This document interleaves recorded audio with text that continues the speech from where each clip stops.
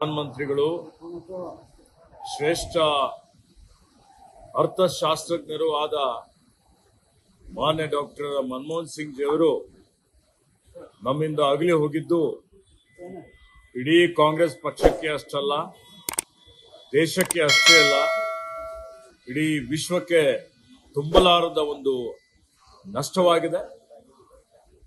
Doctor Manmohan Singh ರವರು ಅವರ ಕಾರ್ಯಕಾಲದಲ್ಲಿ ಇವತ್ತು ರಿಸರ್ವ್ ಬ್ಯಾಂಕ್ ಗವರ್ನರ್ ಆಗಿ, ಪ್ಲಾನಿಂಗ್ ಕಮಿಷನ್ನ ಉಪಾಧ್ಯಕ್ಷರಾಗಿ, ಹಣಕಾಸು ಸಚಿವರಾಗಿ, ಅದಾದ್ಮೇಲೆ 2004ರಿಂದ 2014ರವರೆಗೆ ಪ್ರಧಾನಮಂತ್ರಿಗಳಾಗಿದ್ದರು.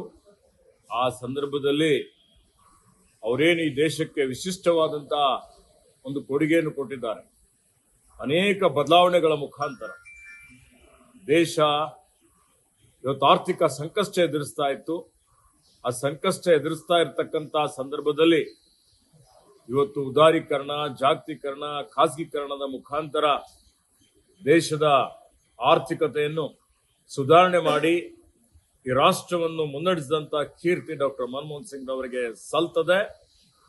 ಮತ್ತೆ ಅವರ ಕಾರ್ಯಕಾಲದಲ್ಲಿ ಏನು ನೋಡಿ, ಮಾಹಿತಿ ಹಕ್ಕು ಕಾಯ್ದೆ, ಈ ಮಾಹಿತಿ ಹಕ್ಕು ಕಾಯ್ದೆ ಮುಖಾಂತರ ಇವತ್ತು ಇಡೀ ಜನಸಾಮಾನ್ಯರು ಮಾಹಿತಿ ಪಡೀಲಿಕ್ಕೆ ಏನೊಂದು ಅವಕಾಶ ಸಿಕ್ಕಿದೆ. ಮನ್ರೇಗಾ ಮುಖಾಂತರ ಇವತ್ತು ಗ್ರಾಮೀಣ ಭಾಗದಲ್ಲಿ ಪ್ರತಿಯೊಬ್ಬರಿಗೂ ಉದ್ಯೋಗ ಸಿಗುವಂತ ಒಂದು ಕೆಲಸ, ಒಂದು ಕ್ರಾಂತಿನೇ ಆಗಿದೆ ಅಂತ ಹೇಳ್ಬೋದು. ಇವತ್ತೇನು ಶಿಕ್ಷಣ ಹಕ್ಕು ಕಾಯ್ದೆ ತಂದಂಥದ್ದು, ಆಹಾರ ಭದ್ರತೆ ಕಾಯ್ದೆ ತಂದಂಥದ್ದು, ಅನೇಕ ಕ್ರಾಂತಿಕಾರಕ ಕಾಯ್ದೆಗಳನ್ನು ತಂದು ಇವತ್ತು ನಮ್ಮೆಲ್ಲರ ನೆಚ್ಚಿನ ನಾಯಕಿಯಾದಂತಹ ಶ್ರೀಮತಿ ಸೋನಿಯಾ ಗಾಂಧಿಯವರ ಒಂದೇನು ಕನಸುಗಳಿದ್ದು, ಈ ರಾಷ್ಟ್ರದ ಸಾಮಾನ್ಯ ಜನರು ಇವತ್ತು ಅವರಿಗೂ ಎಲ್ಲಾ ರೀತಿಯ ಸಾಮಾಜಿಕ ನ್ಯಾಯ ದೊರಕಿಸಿಕೊಡುವಂತಹ ರೀತಿಯಲ್ಲಿ ಡಾಕ್ಟರ್ ಮನಮೋಹನ್ ಸಿಂಗ್ ರವರು ವಿಶಿಷ್ಟವಾದಂತಹ ಕೊಡುಗೆಯನ್ನು ಕೊಟ್ಟಿದ್ದಾರೆ. ಅವರ ಸಜ್ಜನಿಕೆ ಮತ್ತು ಅವರ ಸರಳತೆ ಹಾಗೂ ಅವರ ಪ್ರಾಮಾಣಿಕತೆ, ನಿಷ್ಠೆ ಇವತ್ತು ವಿರೋಧ ಪಕ್ಷದವರು ಸಹಿತ ಮೆಚ್ಚುತ್ತಾರೆ.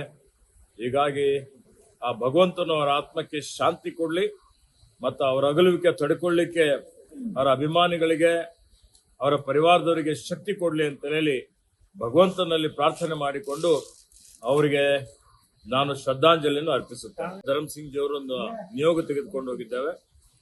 ಪ್ರಧಾನಮಂತ್ರಿಗಳ ಕಚೇರಿಯಲ್ಲಿ ನಾವು ನಮ್ಮ ಬೀದರ್ ಜಿಲ್ಲೆ ಎಲ್ಲಾ ಶಾಸಕರುಗಳು ಹೋಗಿ ಅವರಿಗೆ ಭೇಟಿ ಮಾಡಿದಂತಹ ಸಂದರ್ಭದಲ್ಲಿ ಅತ್ಯಂತ ಸರಳತೆಯಿಂದ ನಮ್ಮ ಪಕ್ಕದಲ್ಲಿ ಬಂದು ಕೂತು ನಮ್ಗೆ ಆತಿಥ್ಯ ಮಾಡಿ ಮಾತನಾಡಿ ಇವತ್ತು ಬೀದರ್ಗೆ ವಿಶೇಷ ಪ್ಯಾಕೇಜ್ ಕೊಡುವಂಥದ್ದಿರಬಹುದು.